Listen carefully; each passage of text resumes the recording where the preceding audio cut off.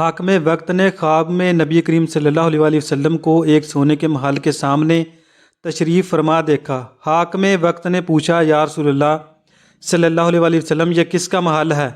آپ صلی اللہ علیہ وسلم نے فرمایا، یہ ایک ایمان والے کا گھر ہے۔ حاکم وقت کہنے لگا، میں بھی ایمان والا ہوں۔ آپ صلی اللہ علیہ وسلم نے فرمایا، تیرے پاس ایمان کا کوئی ثبوت، کوئی سند ہے تو دکھا دو۔ حاکم وقت کانپنے لگا۔ آپ صلی اللہ علیہ وسلم نے فرمایا، میری بیٹی تیرے پاس آئی تو تو نے اس سے سند مانگی، دور ہو جا میری نظروں سے۔ ناظرین، واقعہ کچھ یوں ہے کہ بسم اللہ الرحمن الرحیم، حضور اکرم صلی اللہ علیہ وسلم نے عجب بات فرمائی کہ جس نے میری اولاد پر احسان کیا اور میری اولاد غربت کے باعث اس احسان کا بدلہ نہ چکا سکی تو اس شخص کا بدلہ قیامت کے دن میں چکاؤں گا۔ ناظرین، واقعہ یہ ہے کہ عراق میں ایک سید گھرانہ تھا۔ گھر میں ایک سید زادی اور اس کے بچے تھے۔ خاوند کا انتقال ہو چکا تھا۔ سید زادی بچوں کو ساتھ لے کر روزی اور پناہ کی تلاش میں عراق سے سمرقند آ گئی۔ سمرقند آ کر سید زادی نے لوگوں سے معلوم کیا کہ شہر میں کون زیادہ سخی ہے جو ہم کو پناہ دے دے۔ لوگوں نے بتایا کہ شہر میں دو ہی سخی ہیں، ایک حاکم وقت جو مسلمان ہے، دوسرا پادری ہے جو آگ کی عبادت کرتا ہے۔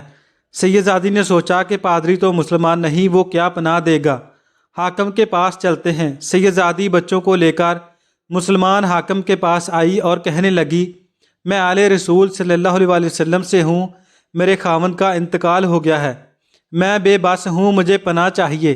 حاکم وقت نے جواب دیا، تمہارے پاس کوئی ثبوت، کوئی سند ہے کہ تم آل رسول صلی اللہ علیہ وسلم ہو؟ آج کل ہر کوئی کہتا ہے کہ میں سید ہوں۔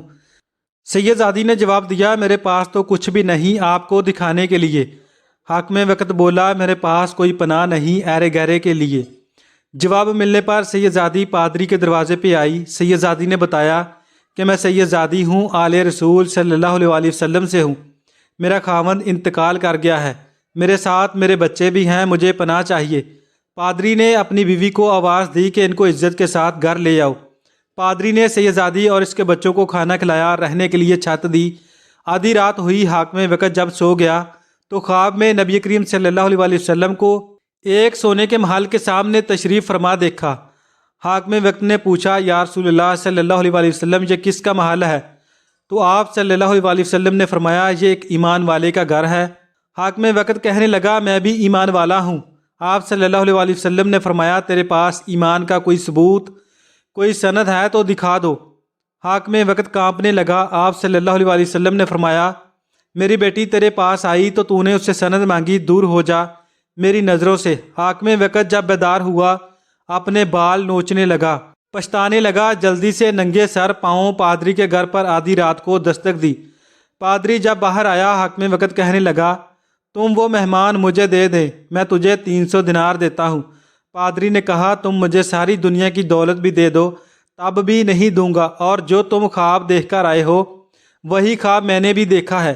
جب رسول اللہ صلی اللہ علیہ وسلم نے تمہیں اپنی نظروں سے دور کیا تو رسول اللہ صلی اللہ علیہ وسلم میری طرف متوجہ ہوئے۔ آپ صلی اللہ علیہ وسلم نے فرمایا، تم نے میری بیٹی کو سر ڈھانپنے کے لیے جگہ دی اور کھانا کھلایا۔ آج میں نے تمہیں اور تمہارے خاندان کو بخش دیا، میرا سارا خاندان کلمہ پڑھ کر ایمان لا چکا ہے۔ نبی کریم صلی اللہ علیہ وسلم نے مجھ سے فرمایا، اے پادری، تم نے میری بیٹی کو پناہ دی، جا تمہارا سارا خاندان جنتی ہے۔ پادری نے حاکم وقت سے کہا، جا چلا جا، دیکھے ہوئے اور اندیکھے میں بہت فرق ہوتا ہے، میں نے بند آنکھوں کا سودا کیا ہے۔ ناظرین، دوسرا واقعہ یہ ہے کہ ربیع بن سلمان رحمۃ اللہ تعالی علیہ کہتے ہیں، میں حج کے لیے جا رہا تھا، میرے ساتھ میرے ساتھی بھی تھے۔ جب ہم کوفہ پہنچے تو وہاں ضروریات سفر خریدنے کے لیے بازاروں میں گھوم رہا تھا کہ دیکھا ایک ویران سی جگہ میں ایک کھچر مرا ہوا تھا اور ایک عورت جس کے کپڑے بہت پرانے بسیدہ سے تھے چھری سے اس کے گوشت کے ٹکڑے کاٹ کر ایک زنبیل میں رکھ رہی تھی۔ مجھے یہ خیال ہوا کہ یہ مردار گوشت لے جا رہی ہے، اس پر خاموش ہرگز نہیں رہنا چاہیے، شاید یہ عورت لوگوں کو یہی پکا کر کھلاتی ہو۔ سو میں چپکے سے اس کے پیچھے پیچھے چلتا گیا۔ وہ عورت ایک بڑے مکان میں پہنچی جس کا دروازہ بھی اونچا تھا۔ اس نے جا کر دروازہ کھٹکھٹایا، اندر سے آواز آئی، کون؟ اس نے کہا، کھولو، میں بدحال ہوں۔ دروازہ کھولا گیا اور گھر میں 4 لڑکیاں نظر آئیں جن کے چہرے سے بدحالی اور مصیبت کے آثار ظاہر ہو رہے تھے۔ وہ عورت اندر گئی اور زنبیل ان لڑکیوں کے سامنے رکھ دی۔ میں دیوار کی درزوں سے دیکھ رہا تھا، میں نے دیکھا کہ اندر سے گھر بلکہ برباد اور خالی تھا۔ اس عورت نے روتے ہوئے لڑکیوں سے کہا، اس کو پکا لو اور اللہ کا شکر ادا کرو۔ وہ لڑکیاں گوشت کاٹ کاٹ کر اس کو آگ پر بھوننے لگیں۔ مجھے بہت تکلیف ہوئی۔ میں نے باہر سے آواز دی، اے اللہ کے بندی، اللہ کے واسطے اس گوشت کو نہ کھاؤ۔ وہ کہنے لگی، تو کون ہے؟ میں نے کہا، میں ایک پردیسی آدمی ہوں۔ اس نے جواب دیا، تو ہم سے کیا چاہتا ہے؟ 3 سال سے نہ ہمارا کوئی معین نہ کوئی مددگار ہے، تو کیا چاہتا ہے؟ میں نے کہا، مجوسیوں کے ایک فرقہ کے سوا مردار کا کھانا کسی مذہب میں جائز نہیں۔ وہ کہنے لگی، ہم خاندان نبوت کے شریف سید زادے ہیں۔ ان لڑکیوں کا باپ بڑا شریف آدمی تھا، وہ اپنے ہی جیسوں سے ان کا نکاح کرنا چاہتا تھا، لیکن اس سے پہلے ہی اس کا انتقال ہو گیا۔ جو کچھ اس نے چھوڑا تھا وہ سب ختم ہو گیا۔ ہمیں معلوم ہے کہ مردار کھانا جائز نہیں، لیکن استرار میں جائز ہے۔ ہمارا 4 دن کا فاقہ ہے۔ ربی کہتے ہیں، ان کے حالات سن کر میں بے چین ہو گیا اور اپنے ساتھیوں سے آ کر کہا، میرا تو حج کا ارادہ نہیں۔ سب نے سمجھایا لیکن میں نے کسی کی نہیں سنی۔ میں نے اپنے کپڑے اور احرام کی چادریں اور جو سامان میرے پاس تھا وہ سب لیا، اور نقد 600 درہم تھے وہ بھی لیے، اور ان میں سے 100 درہم کا آٹا خریدا اور باقی درہم آٹے میں چھپا کر اس بڑھیا کے گھر پہنچا، اور یہ سب سامان اور آٹا وغیرہ اس کو دے دیا۔ اس نے شکر ادا کیا اور کہنے لگی، اے ابن سلمان، اللہ تیرے اگلے پچھلے گناہ معاف کرے اور تجھے حج کا ثواب عطا کرے، اور اپنی جنت میں تجھے جگہ عطا فرمائے اور ایسا بدلہ عطا فرمائے جو تجھے بھی ظاہر ہو جائے۔